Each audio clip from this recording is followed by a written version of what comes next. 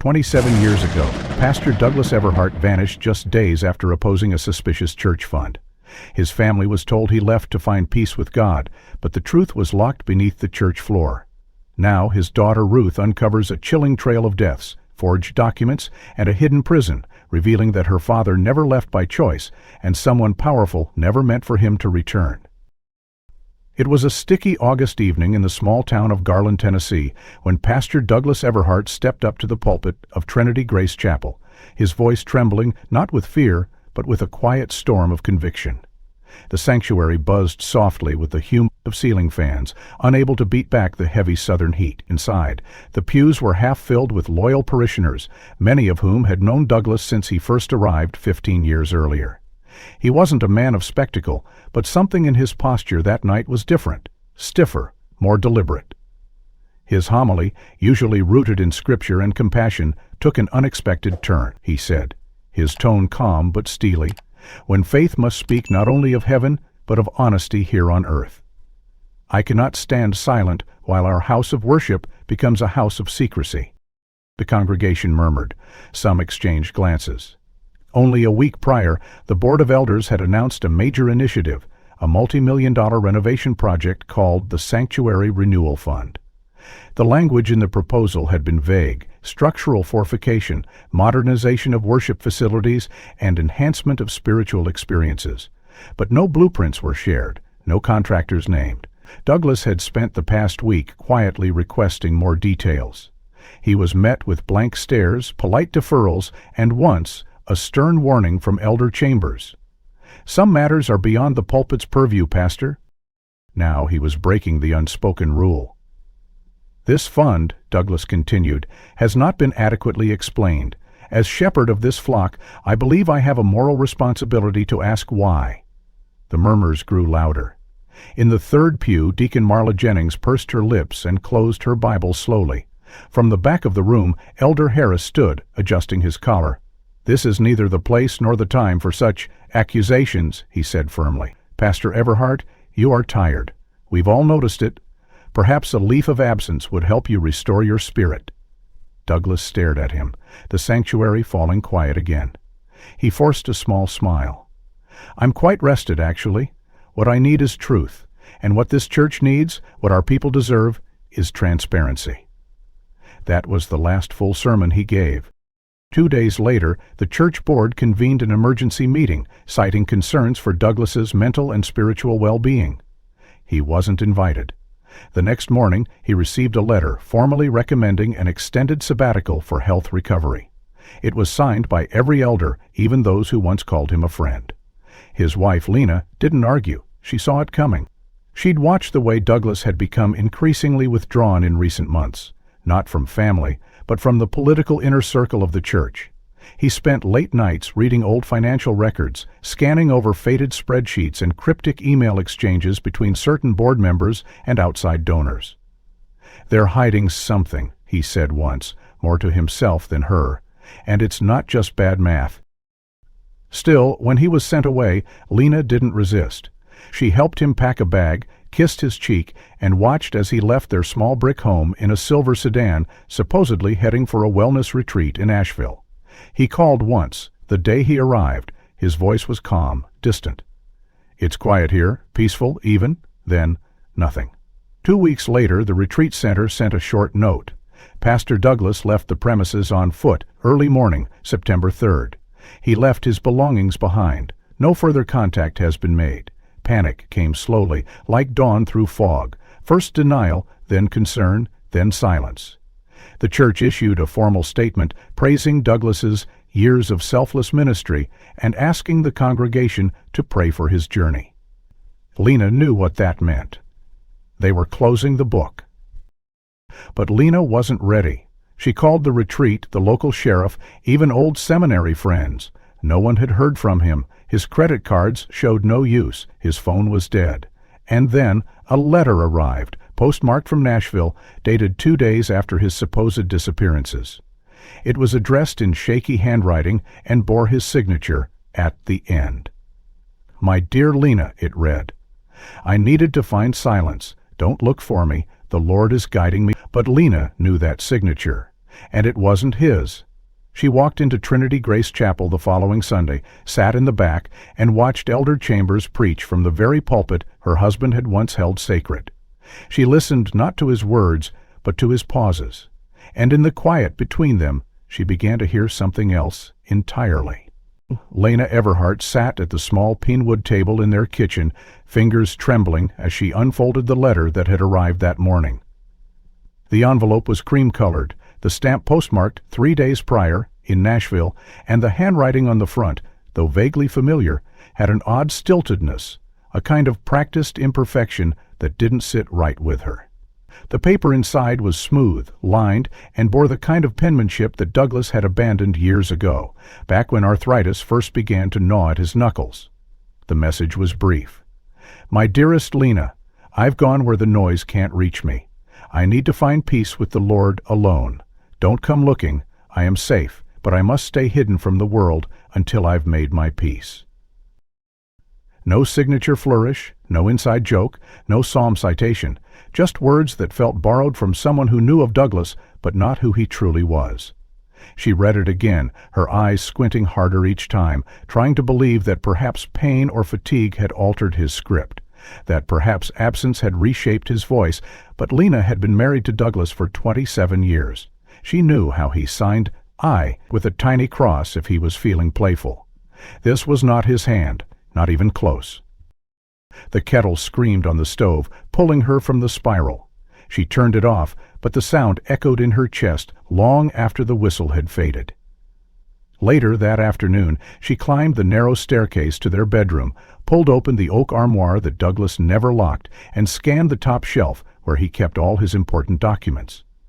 His leather wallet lay exactly where he'd left it, along with his driver's license, health insurance card, and clergy identification badge, one corner slightly bent from years of use. Beneath it, tucked into the back of the drawer, was the small blue passport he used for mission trips, all untouched. The man who had supposedly left town, on foot, without money, without identity, had somehow managed to send a letter from another city. Her eyes moved to his side of the closet. His travel bag was still on the floor, zipped and unused. His brown leather boots, the ones he wore religiously on retreats, still lined the bottom. The navy windbreaker he always traveled with, the one she'd folded into his suitcase the day he left for Asheville, hung in plain sight. Trying to anchor herself in routine, she brewed a pot of coffee and sat back at the table with her notepad, just like she did when planning sermons with Douglas. This time, though, she wasn't writing prayers. She was making a list. Everything he took, everything that didn't make sense. Her handwriting grew more angular with each item. The letter, the missing signature, the untouched closet, the wallet. No activity on the bank account since the last grocery run. No cell phone pings, nothing. That night, sleep didn't come easy. She lay awake staring at the ceiling, listening for sounds that would never come, the squeak of the back door, Douglas's cough from the hallway, the rattle of his keys as he came home from evening prayer visits. The silence was wrong, not empty, just rehearsed.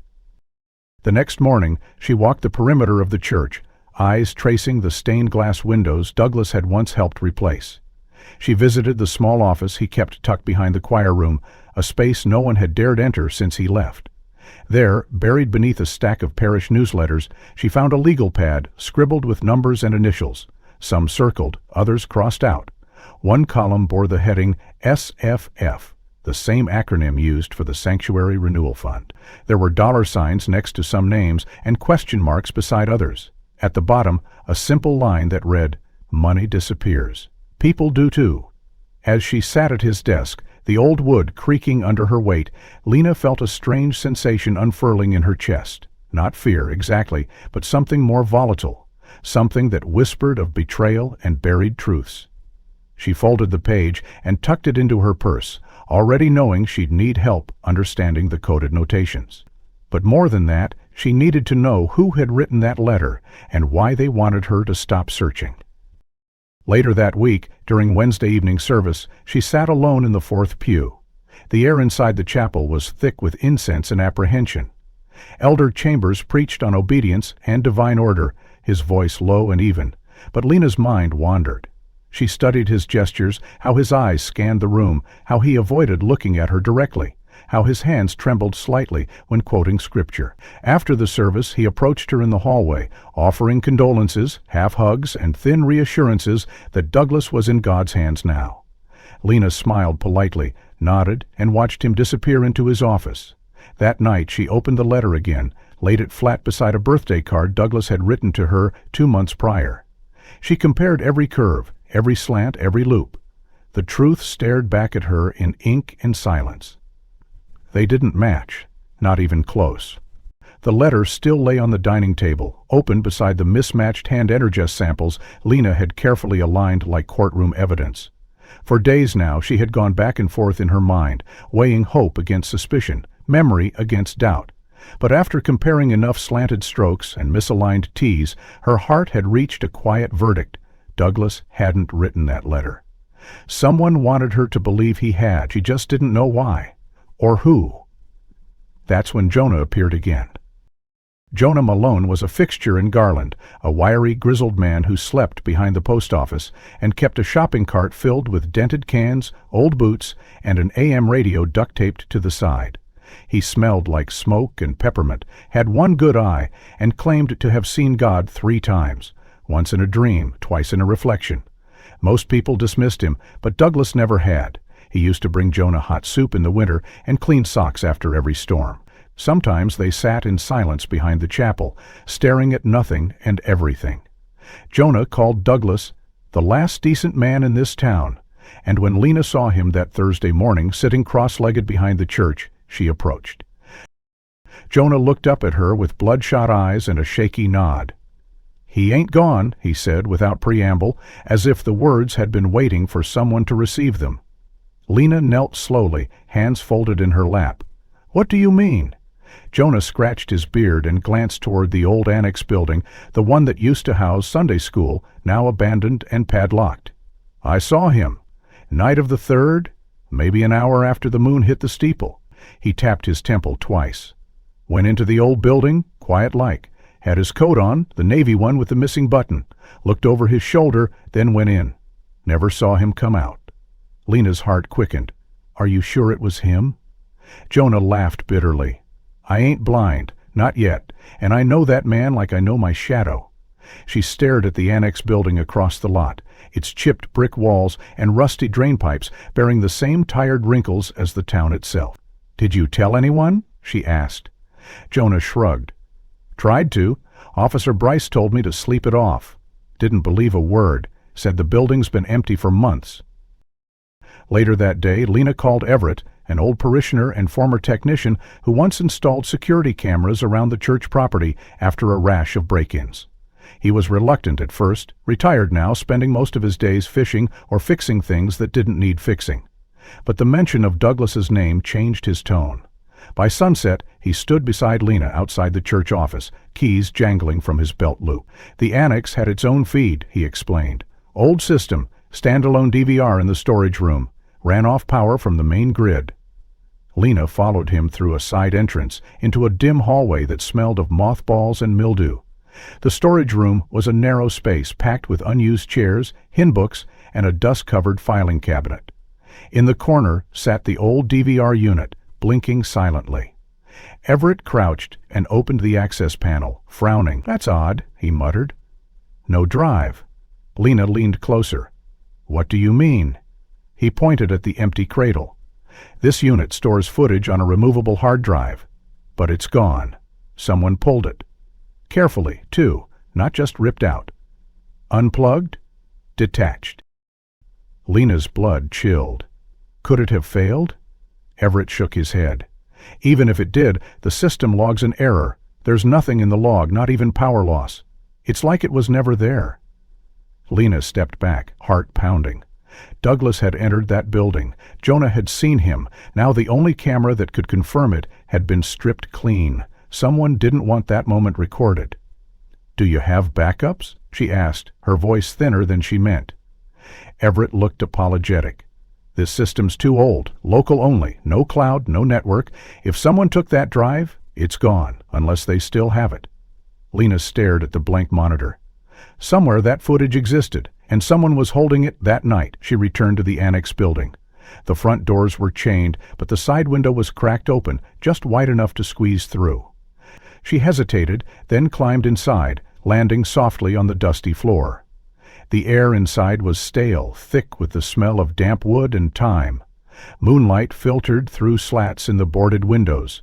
She moved slowly, phone light in hand, her shoes silent on the worn tile.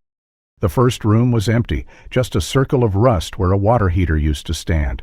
The second was filled with toppled bookshelves and old nursery toys, a plastic sheep, a broken cradle, a faded Bible with pages torn at the spine.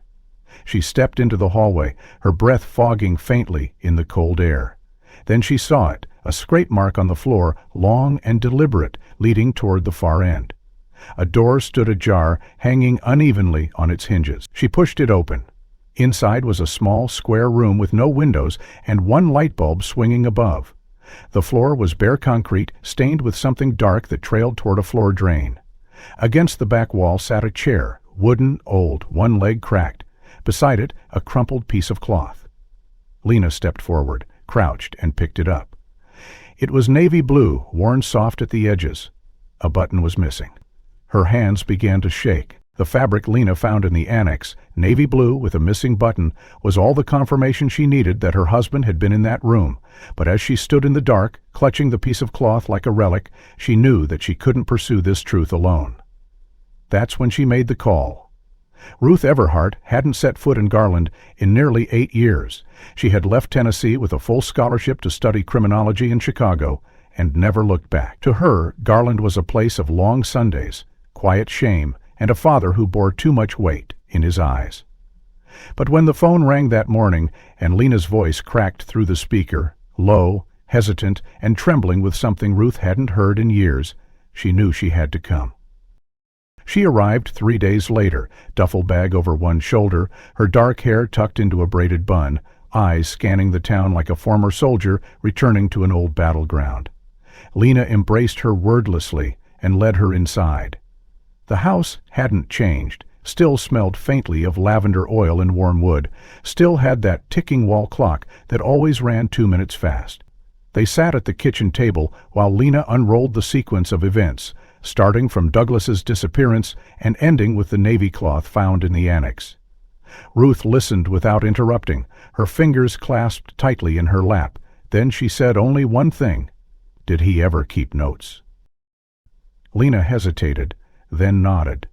"He kept journals, in the attic, but I haven't read them in years." That night, under a flickering bulb in the attic's low crawlspace, Ruth pulled out a battered trunk. Inside were 10 leather-bound notebooks, each labeled by year. She opened the one from 2003, flipping past sermon ideas and scripture notes until she found an entry dated June 12. Her eyes narrowed as she read, "Another meeting with the Finance Subcommittee. Discrepancies in funds still unexplained. Allocation sheets inconsistent. No one's answering directly. EM said to leave this alone. Claims it'll be handled quietly." "But something smells wrong. I can't ignore it." Ruth's pulse quickened. She flipped to July. "I was warned again. They say I'm making waves where I shouldn't. But I know what I saw. 3 transfers from the building fund to a private account listed under LS, CH, and MW. Why would a church need offshore routing? Ruth set the book down and pulled another. In 2004, she found a half-torn page. I tried to alert the board. The response was silence. Later that week, my office was randomly inspected. Files missing. I've made copies. I'll keep them somewhere safe. Ruth turned to Lena. "Did Dad ever mention these initials?" Lena looked puzzled. "E.M. Would be Elder Markham. He passed last year, but LSC and MU? Wait." Her breath caught. LSC could be Leonard Chambers. CH is probably Clarence Harris. MU, Marla Wilton. Ruth blinked. "Those 3 are still active in the financial committee, aren't they?" Lena nodded slowly. "They're the ones running the Sanctuary Renewal Fund." Ruth stared at the notebook again. The handwriting was unmistakably her father's, meticulous, compressed, but steady. She flipped through more pages and found receipts, photocopies, even one memo with caption faintly in the corner. Douglas had been digging into something 20 years ago.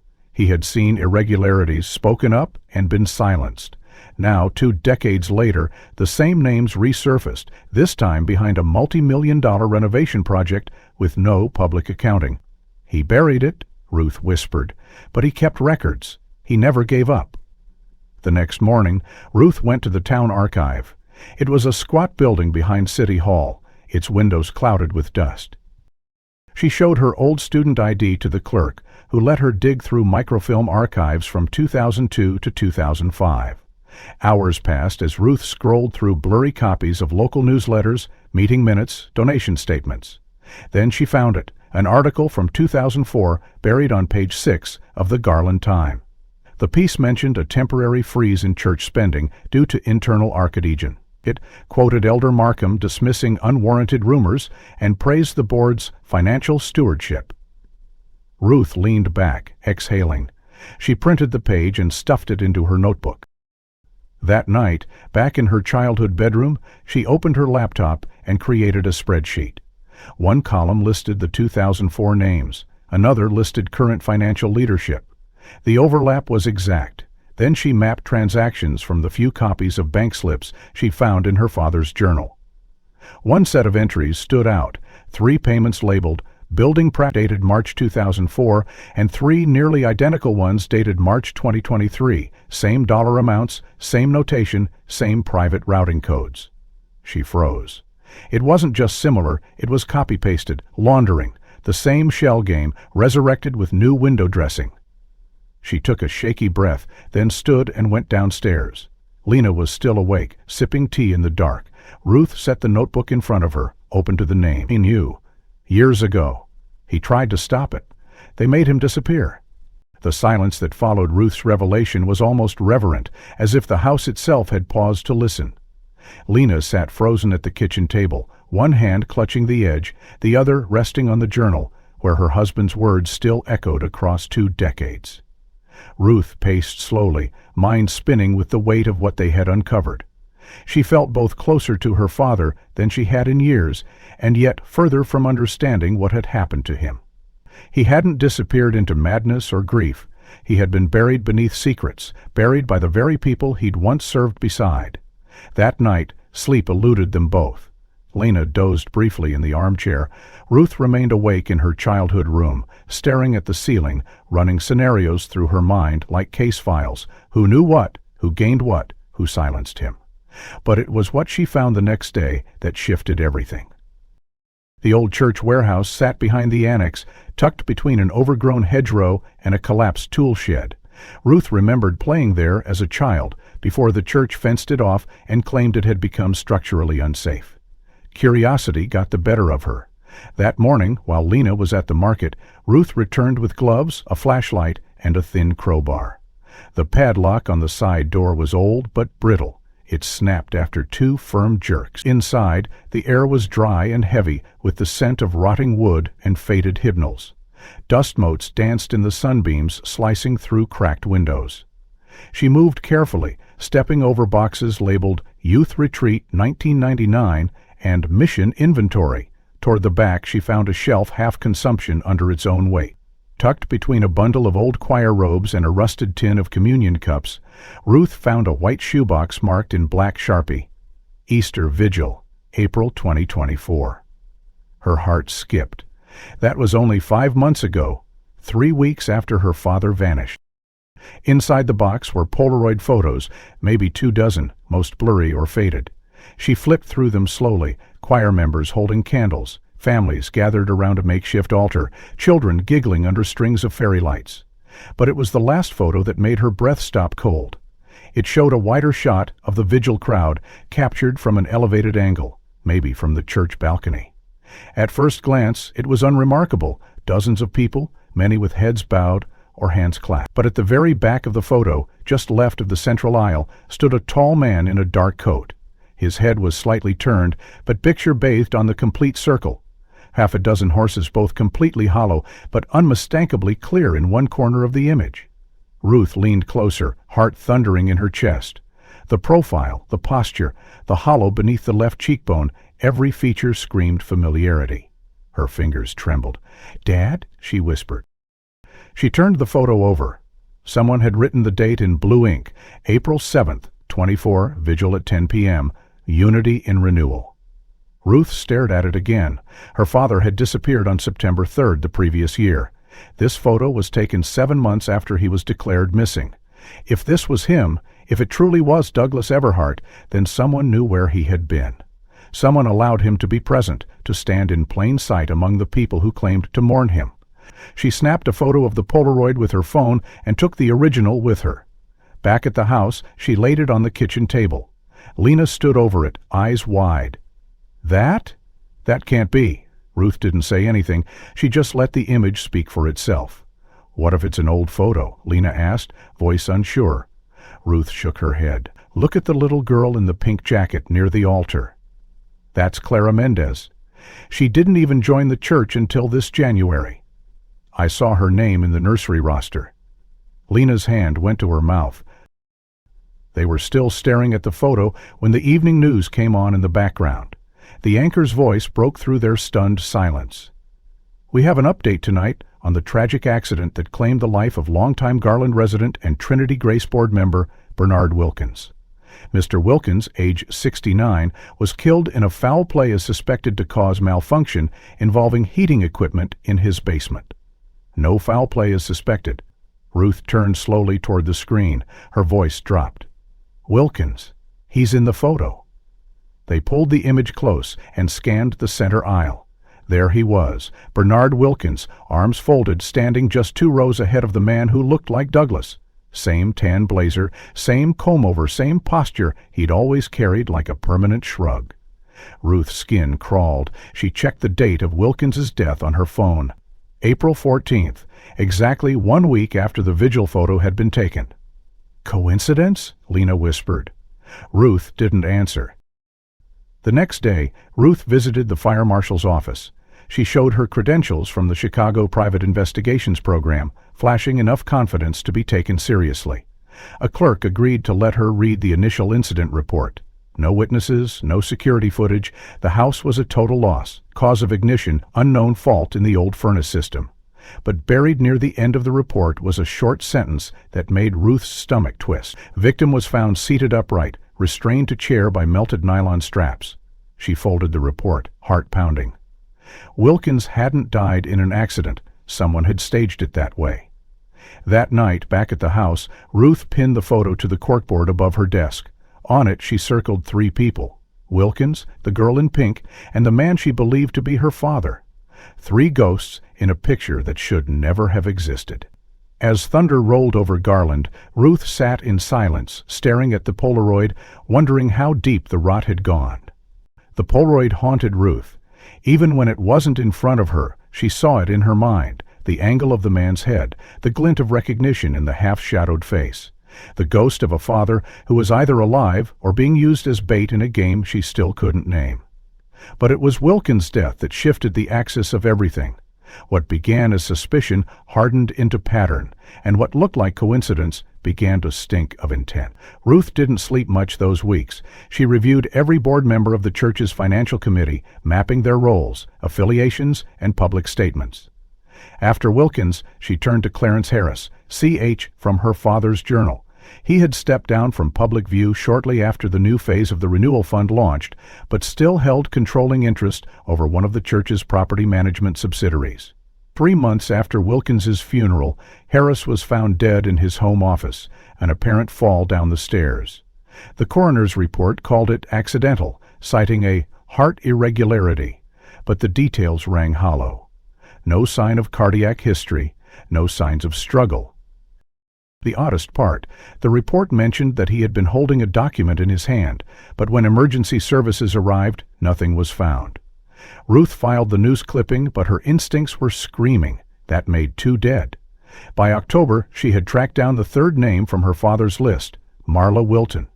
Unlike the others, Marla had always projected a gentler image: church pianist, coordinator of community potlucks, smiling widow of a retired judge. Ruth remembered her as the lady who used to hand out peppermint sticks after Sunday school, but power rarely wore the same face in public and in private. Marla was the one who authorized the renewal fund's external audits, the same audits that reported no inconsistencies in fund movement over 5 years. She was also one of only 2 signatories allowed to authorize multi-thousand-dollar transfers. Ruth reached out for an interview under the guise of writing a church history feature. Marla agreed, cordial but cautious. They met in her sunroom, surrounded by antique china and the ticking of an heirloom grandfather clock.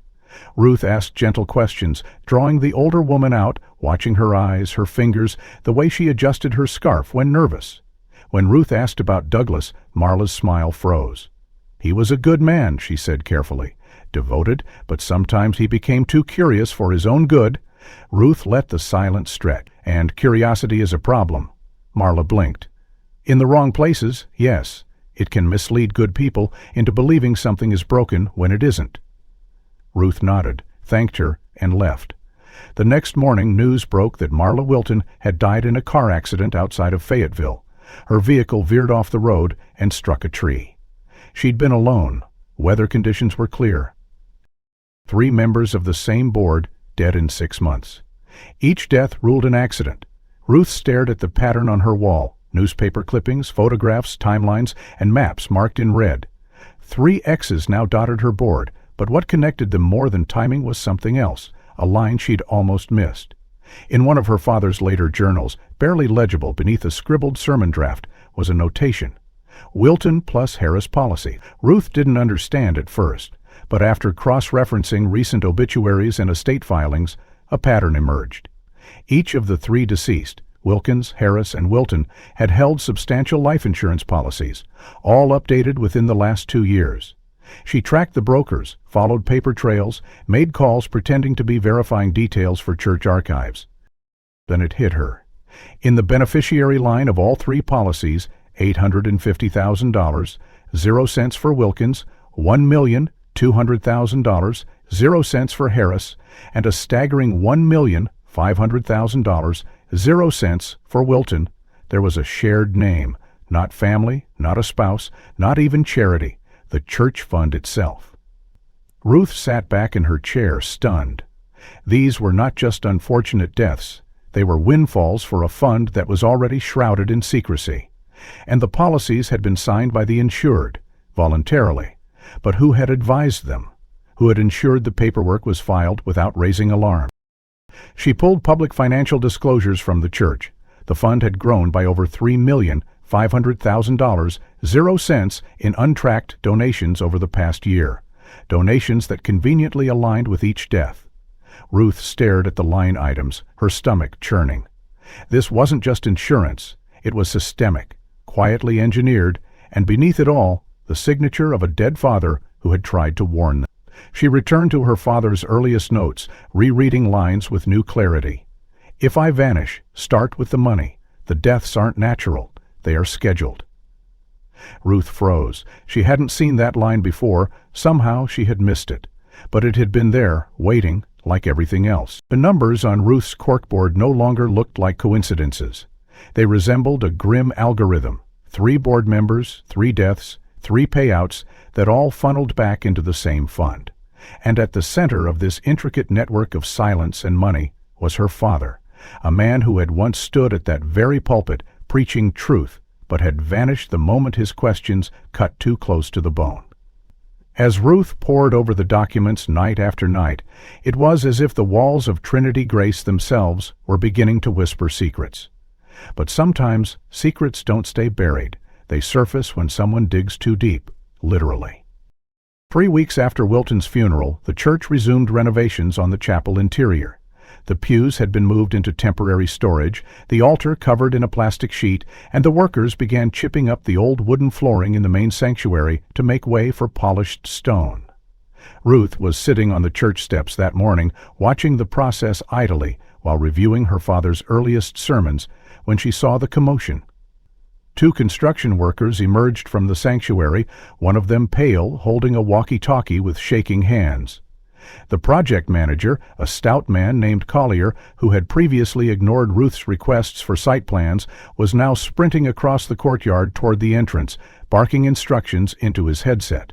Something had happened inside. Ruth slipped through the open doors, ignoring the manager's protest. Inside the sanctuary, dust hung thick in the air like a ghost caught mid-breath. A portion of the floor had been lifted near the old prayer circle, and in its place was a square of concrete, newer than the surrounding foundation, mismatched in texture. The workers had drilled through it, expecting nothing more than insulation or piping. Instead, they found a hollow thud. Beneath it, a trap door. The panel was heavy, reinforced with a steel crossbeam. When they finally cracked it open, the smell rose first, damp, metallic, still. Ruth leaned forward, her breath caught in her throat. A narrow stairwell descended into darkness, lined with stone and the smell of mildew. One of the workers flicked on a flashlight and began to descend, Ruth close behind. The air grew colder with each step, the silence broken only by their echoing footfalls. At the bottom was a small square room, barely wider than a prison cell. The walls were unfinished stone and the ceiling low enough to force them into a slight crouch. In the center of the room sat an old wooden chair, heavy, splintered, and deeply worn. One leg had been reinforced with a metal bracket. Rope remnants hung loosely from the arms, frayed and broken. Against the far wall, a dark smear ran from the floor up halfway to the ceiling. It looked like dried blood. Ruth's breath hitched. She stepped forward, eyes scanning every corner. Then she saw it. On the floor near the base of the chair was a piece of navy fabric, torn at the edge, stained with something dark brown. She knelt down slowly and picked it up. The material was rough, familiar. Her hands shook as she turned it over and saw the partially intact tag, EMA Collection. The same label Douglas had favored for years. She had bought him a matching set for his 50th birthday. Navy clerical shirts with subtle embroidery, stitched initials just inside the collar. This fabric was from one of those shirts. Ruth stood slowly, the fabric clutched in her fist, her body numb. Someone had been kept here, someone strong enough to wear through ropes, someone likely bound to that chair, someone bleeding. And if her father had been that someone, then this room was no secret chamber of meditation, it was a prison. One that could only be locked from the outside. She ran her hand along the doorframe, noting the external latch marks etched into the stone. This wasn't just an old storage cellar. It had been modified, reinforced, used. Back upstairs, Collier tried to block her path. "This area is off limits," he barked, but Ruth didn't care. She demanded answers. Who ordered the renovations? Who approved the floor plan? Who signed off on sealing a room beneath a church meant for salvation? Collier faltered, mumbling something about instructions passed down from the previous board, notes lost in the transition, permits that never mentioned any lower structure. Ruth knew better. This wasn't a forgotten basement. It was an intentional concealment. Later that day, she contacted Everett, the retired technician who had once helped her with the security system.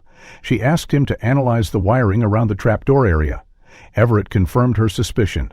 This trapdoor had a motion sensor. It was wired at some point to the old alarm system, but manually disabled. Someone wanted it monitored, then hidden. Ruth sat on the edge of her bed that evening, the piece of cloth still in her hands. She ran her thumb over the blood stain again and again, trying to imagine what had happened in that room. Had Douglas been kept alive down there, interrogated, left to die?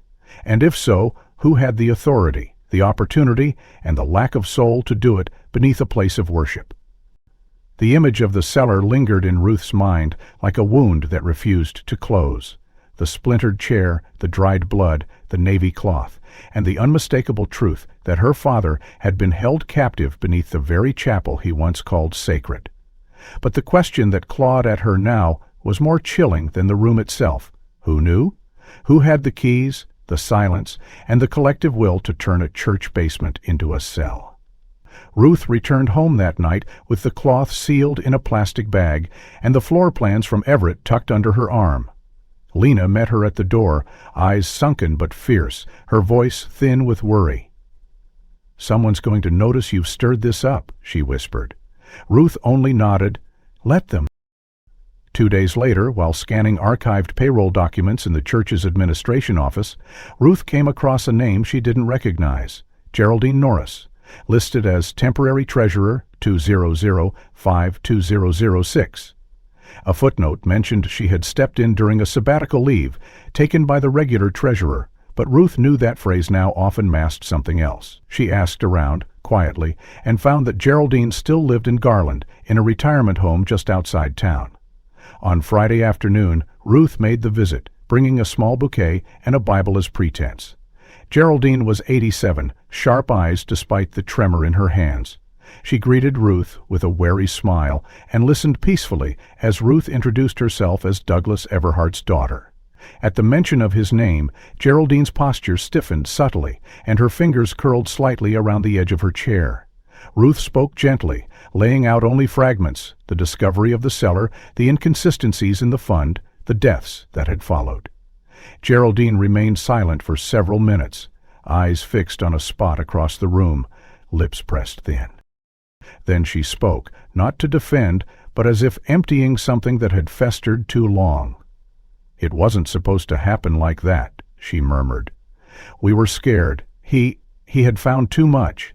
He said he'd go public, that he had copies, letters, names. He gave us until the end of the month, but the others panicked. They called a meeting, only 6 of us. I was asked to record it, keep the numbers straight, but when the vote came, I didn't object. I should have, but I didn't." Ruth leaned forward, voice calm. "What did you vote on?" Geraldine swallowed hard. "To lock him away, just until the storm passed, just until he calmed down." "That's what they said. They said no one would believe him anyway. They said it would only be for a few days." Her voice cracked. "I didn't know it would go that far." The air in the room grew thick. Ruth's mind raced. Who else was in that room? Who voted? Geraldine looked up sharply, fear blooming in her eyes. "No," she whispered. "I won't speak their names. 3 are dead already. That's why I agreed to this, now when it's quiet. But one still walks among us, and I know what they're capable of. I'm old, but I'm not ready to die like they did." Ruth pressed. "Please, I can protect you, if you tell me, but—" Geraldine shook her head violently. "No, you don't understand. This town forgets fast, but evil here, it's patient, and it finishes what it starts." Her voice dropped.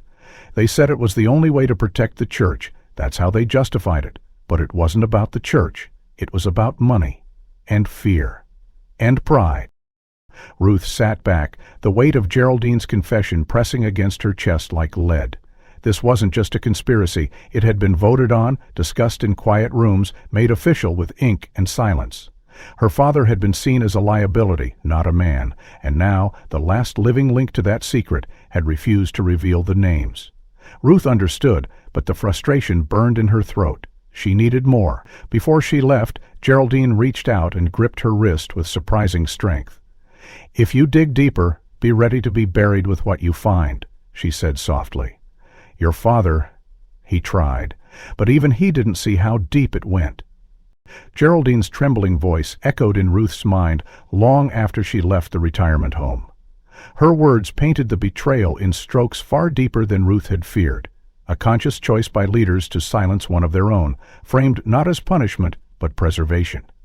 But the truth she now held wasn't enough without names.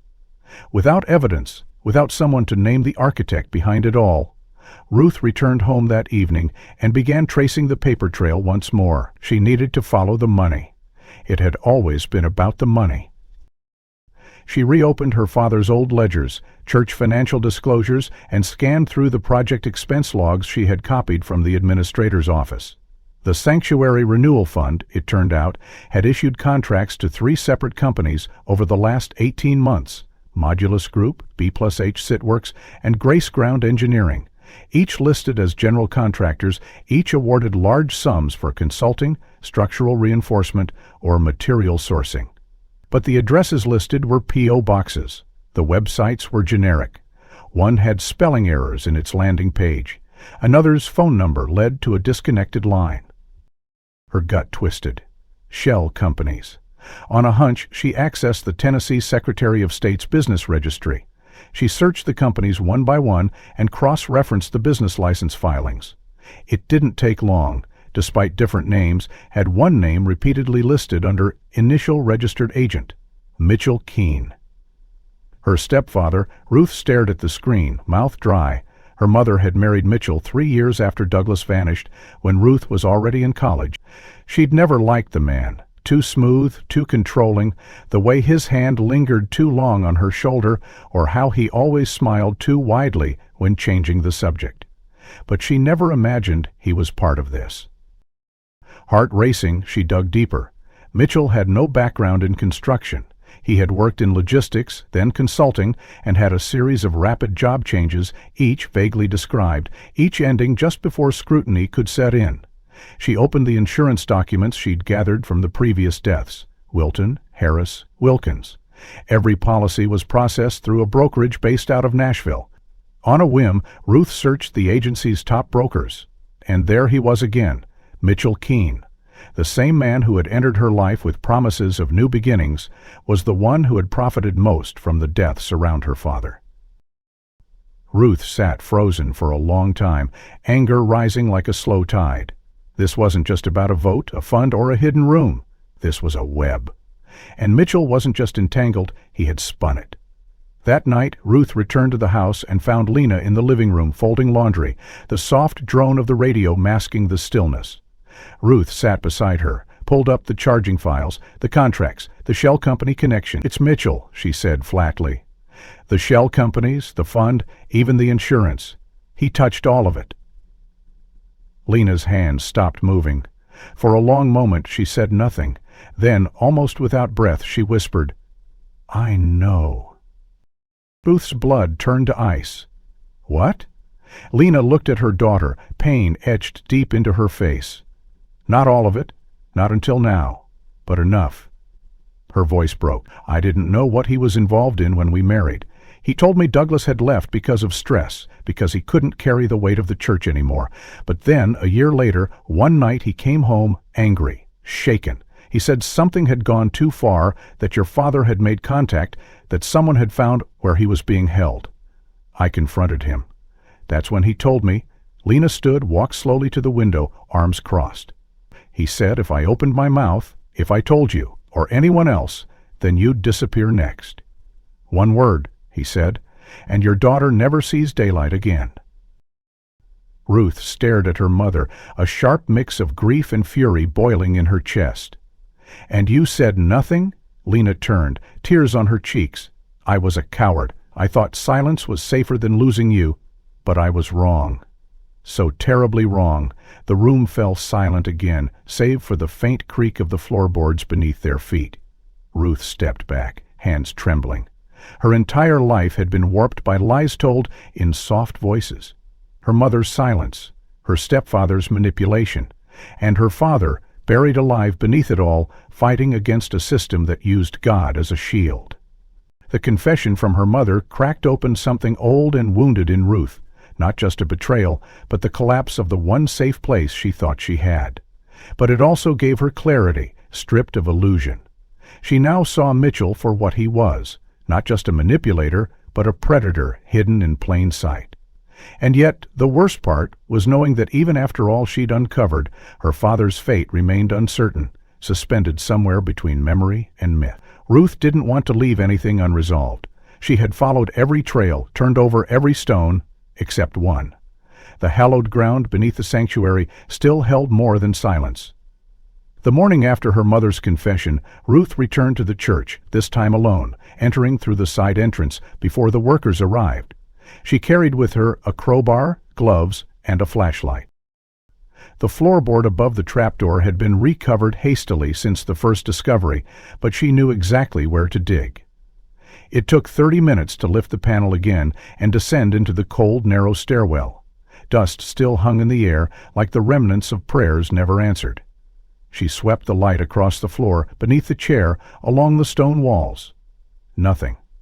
Until she tapped the corner brick near the baseboard and heard a hollow thud. Carefully, she pried it loose and found a metal tin, rusted and warm to the touch, as if it had waited all this time just for her.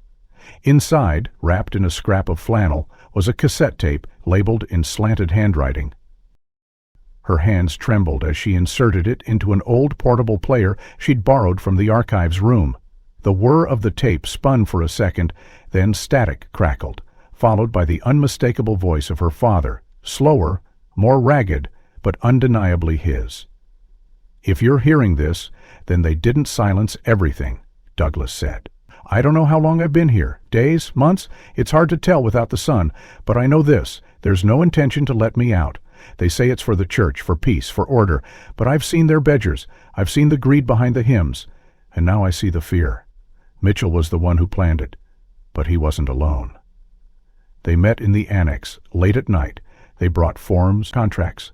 I refused. I said I would go public, and that's when they said I'd never leave. Ruth listened, frozen. The voice on the tape grew quieter, more strained. "Ruth, if you hear this, don't carry the burden quietly. Tell them. Show them. I don't want justice for me. I want light in the place they buried darkness. I love you." She sat in silence for a long time after the tape ended, head bowed, the tin box clutched against her chest. Then she stood and walked back upstairs with a new resolve. Over the next 2 weeks, Ruth compiled everything: photos, insurance documents, audio recordings, financial records, meeting logs, the journal entries, and finally the cassette. She handed it all to District Attorney Frank Navarro, a man known for his skepticism, but also his loyalty to the truth when cornered by facts. The evidence was irrefutable. A new inquiry was launched. The local news picked up the story. Soon so did national outlets. The headlines read like scripture rewritten: "Pastor's Daughter Uncovers Church Conspiracy. Life Insurance Scandal Tied to Faith-Buried Fund. Truth Buried Beneath the Pulpit." But by the time the first subpoenas were issued, Mitchell Keene was gone. Vanished. No activity on his bank accounts, no sightings, no trace. Ruth returned to her mother's house and found it quiet, empty of answers. She scoured Mitchell's office, his storage unit, even his old laptop, which had been wiped clean. But there was one item left behind, an envelope, unmarked, left inside the top drawer of his desk. Inside was a flash drive. Ruth plugged it into her laptop with caution. It contained only a single audio file, 30 seconds long. A man's voice, Mitchell's calm, almost bemused, spoke clearly. "Think I was the final hand in this. But there's always someone behind the curtain. Always someone who makes the rules and never signs the paper. You're smart, Ruth, but don't mistake the end of my trail for the end of the truth. Ask yourself, who needed the church clean? Who needed the ledger quiet? They're still here." Ruth sat back, the weight of those words pressing into her ribs. Her investigation had brought justice to light, had freed the truth her father died to protect, but it had also uncovered a shadow deeper than she imagined. The kind of darkness that didn't wear a name, only influence. Still, for the first time in years, she felt him close. Douglas, his voice alive in her ears, his presence stronger than memory. She had told the truth. She had broken the silence, and somewhere beneath the rubble of faith and fear, she had found her father again. If this story had you holding your breath, don't forget to like and subscribe so you won't miss what's coming next. I'm curious, what do you think was the most chilling twist? And where are you watching from? Drop your thoughts in the comments. I read every one.